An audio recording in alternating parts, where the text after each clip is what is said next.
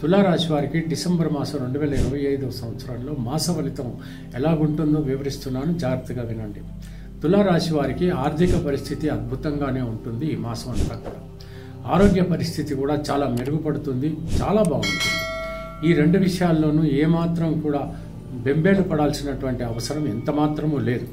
ఇకపోతే ఉద్యోగ ప్రయత్నాలు చేస్తున్నటువంటి వాళ్ళు తప్పకుండా మీరు ప్రయత్నించండి. మీకు కావలసినటువంటి రీతుల్లో ఉద్యోగాలు దొరికేటువంటి అవకాశాలు కూడా ఉన్నాయి. కాకపోతే అవకాశాలు ఎలా ఉన్నాయి అని అంటే వాతావరణ పరిస్థితులను బట్టి కూడా మనం కొంచెం ఆలోచించుకోవాల్సి వస్తుంది. మీకు అర్హత, అవకాశం రెండు కూడా వాడుకోగలిగితే, మీరు ఉత్తీర్ణులు కాగలిగితే తప్పకుండా మీకు ఉద్యోగం లభించేటువంటి అవకాశం ఈ మాసంలో కనపడుతోంది. వివాహాలు కానటువంటి వాళ్ళు సత్వరం మీ ప్రయత్నాలు ప్రారంభించండి. మీకు కావలసినటువంటి మ్యాచెస్ కూడా దొరకటం, వెంటనే వివాహాలు జరిగేటువంటి పరిస్థితి కూడా ఏర్పడబోతుంది.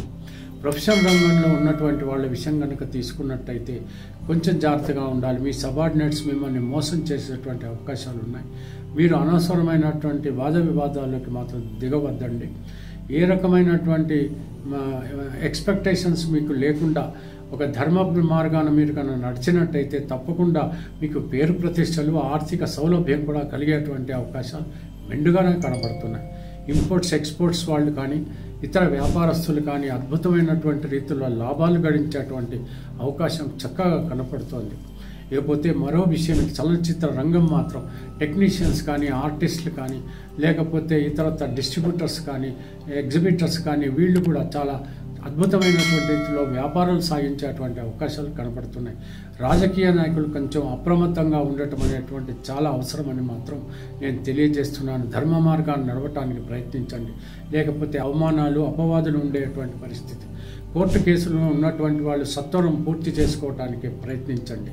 ఇకపోతే నూతనంగా కొత్తగా వ్యాపారాలు ప్రారంభించాలి అనుకుంటున్నటువంటి వాళ్ళు భాగస్వాముల జాతకాలు కూడా చూసుకుని ఆ వ్యాపారం ఏదైతే అనుకుంటున్నారో వాళ్ళకు కూడా సరిపోతుందా ఒకసారి పరిశీలించుకుని ఆ తర్వాత ఒక శుభముహూర్తాన మాత్రమే మీ వ్యాపారాన్ని ప్రారంభించాలి.